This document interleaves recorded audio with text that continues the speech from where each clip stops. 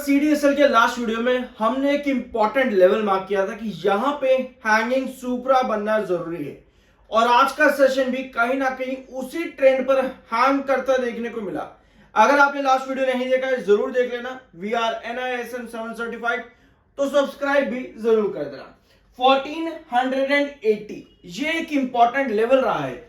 एक बार दो बार आपको पहले भी यहां से बड़ा रिवर्सल मिला है जिसमें आपका रेस्ट्रिक्शन 1580 रहा है, यानी 1480 से 1580 दो बार आपको रिवर्सल मिला है। एक बार फिर से तीसरी बार आप 1480 पर हैंग कर रहे हो।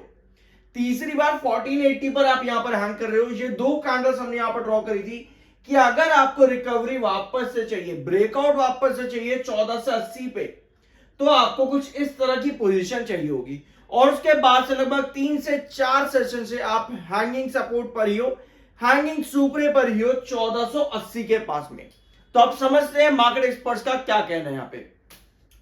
लास्ट वीडियो में हमने MOFSL यानी कि मोतीलाल ओसवाल की जो पॉसिबिलिटीज डिस्कस उन्होंने करी है वो हमने समझी थी पिछले वीडियो के अंदर ऑन CDSL। अब अकॉर्डिंग टू मार्केट एक्सपर्ट्स आप 1400 तक का फॉल लेकर के चल सकते हो, मतलब आने वाले सेशंस में 1400 तक का फॉल देखने को मिल सकता है CDSL में, यानी प्रेजेंट लेवल से आप लगभग 75 रुपए नीचे मान करके चलो। लेकिन टारगेट रेंज जो आपकी रहेगी वो 2000 के आसपास आपको देखने को मिल सकती है और रेस्ट्रिक्शन आपका रहेगा 1800 का। ये पॉसिबिलिटीज है अकॉर्डिंग टू मार्केट एक्सपर्ट्स। अब ये तो पॉसिबिलिटीज हो गई हम, लेकिन चार्ट पैटर्न पे हमें क्या नजर आता है। Q2 का अगर आप लोगों को प्री एनालिसिस चाहिए तो कमेंट बॉक्स में Q2 मेंशन कर देना, बहुत जल्द हम इसका प्री एनालिसिस भी ले लेंगे। 49.2 का आपका MFI 34.8 का RSI टेक्निकल्स न्यूट्रल है और आपका RSI बुलिश जोन के बहुत करीब है। ऐसे में आपके चार्ट्स आपको क्या बता रहे हैं, एक बार यहां पर नजर लगाते हैं, एक बार ठीक से देखते हैं। 1480 ये है आपका वो important support zone, important supra zone 1480 का। ठीक है, एक बार आप यहां से रिवर्सल हुए हो, दो बार रिवर्सल हुए हो और तीसरी बार एक बार फिर आप यहां पर आए हो। पहली बारी में आपका एक बार हैंगिंग सपोर्ट बना था, बस एक बार, वहीं से ही आप रिवर्सल ले गए। दूसरी कंडीशन पे आपने यहां पर हैंगिंग बेस बनाया, लगभग 2 सेशन फिर आपका ब्रेकआउट बना था और दोनों बार आप 1580 पर आकर के रेस्ट्रिक्ट हुए थे। ठीक है, दोनों बार आपकी सिमिलर कंडीशन क्रिएट हुई थी। अब क्या तीसरी बार भी हम यहां पर रिवर्सल ले पाएंगे? तीसरी बार की कंडीशन बहुत सिमिलर है आपके इस वाली कंडीशन से।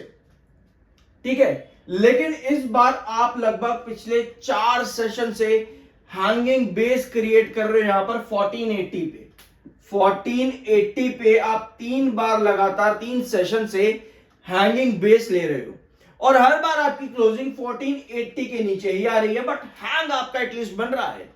ऐसे में अगर कमिंग सेशंस के अंदर हमारी रिकवरी यहां पर क्रिएट हो भी जाती है, मानते हैं कि हम एक रिकवरी की तरफ यहां पर चलते हैं और हमारा रेस्ट्रिक्टिव जोन ऐसी कंडीशन पे कहां खड़ा होता है आकर के।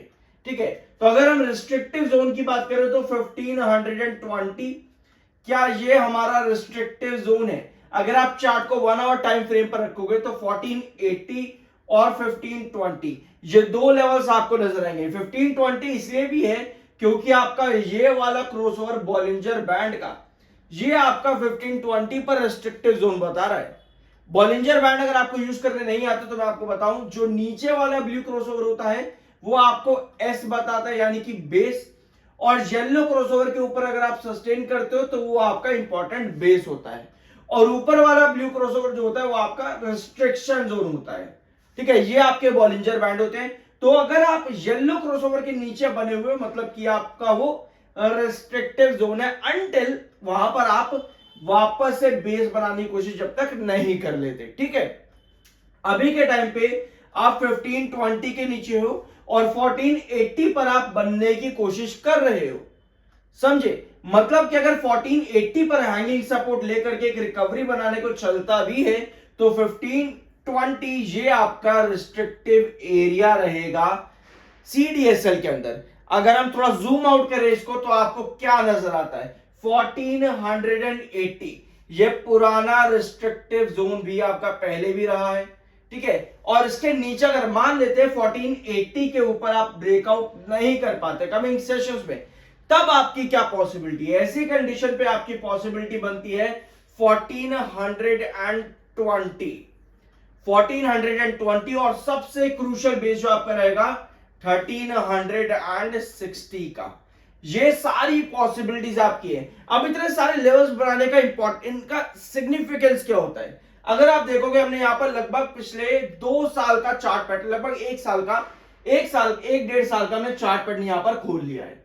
सारे लेवल्स हमारे सामने हैं। फिर चाहे वो लेवल आपका रहा हो आपका 1600 या 1580 का जो कि आपका पुराना रिस्ट्रिक्टिव जोन आपको नजर आ रहा है। फिर चाहे लेवल आपका रहा हो 1480 का जो कि आपका पुराना रिस्ट्रिक्टिव जोन है। तो ये सारे ट्रेंड्स आपको पास्ट पैटर्न्स पर नजर आ रहे हैं।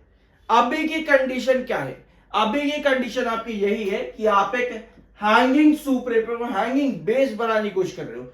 अगर रिकवर करता है, सस्टेन करता है 1580 भी, तो आपका नेक्स्ट 1520 भी अगर सस्टेन करता है तो नेक्स्ट पॉसिबिलिटी ब्रेकआउट टुवर्ड्स 1580। तो एक एक लेवल को हमको समझना पड़ता है कि हमें कहां पर क्या डिसीजन लेना चाहिए। आप लोग के बहुत से सवाल आते हैं कि भाई एवरेज कहां करें, ठीक है, बाय द डिप कहां करें, सेल बाय कहां करें। तो अगर आप इस तरीके की पॉसिबिलिटीज पर काम करते हो ऑन चार्ट, साथ में आप मार्केट की पोजीशन को समझते हो, तो आप एक एप्रोप्रिएट डिसीजन ले पाते हो। लेकिन अगर आप हवाबाजी में डिसीजन लेते हो कि भैया इतना आ गया है, इतना और ऊपर जाएगा, या इतना गिर गया है, इतना और गिर जाएगा, वहां पर कोई फैसला सही नहीं जाता है। तो इसी वजह से अगर आप एक लेवल लेके चलते हो कि यहां पर क्या पॉसिबिलिटी आपके पास में सस्टेन कर रहा है, तो यस एक अपॉर्चुनिटी है, तो आप यहां से ब्रेकआउट लेकर के जाओगे, वो आपने अपॉर्चुनिटी देख ली। लेकिन अगर सस्टेन नहीं करता तो आपको पता है भैया ये अपॉर्चुनिटी नहीं है, अपॉर्चुनिटी नीचे आएगी, तो वहां आपकी पॉसिबिलिटीज बहुत अच्छा काम करती है। बाय सेल की कोई रिकमेंडेशन नहीं है, वो आपका अपना ओपिनियन और अपनी मर्जी होनी चाहिए। आई होप कि वीडियो आपको पसंद आएगा। मिलता है अगले वीडियो में।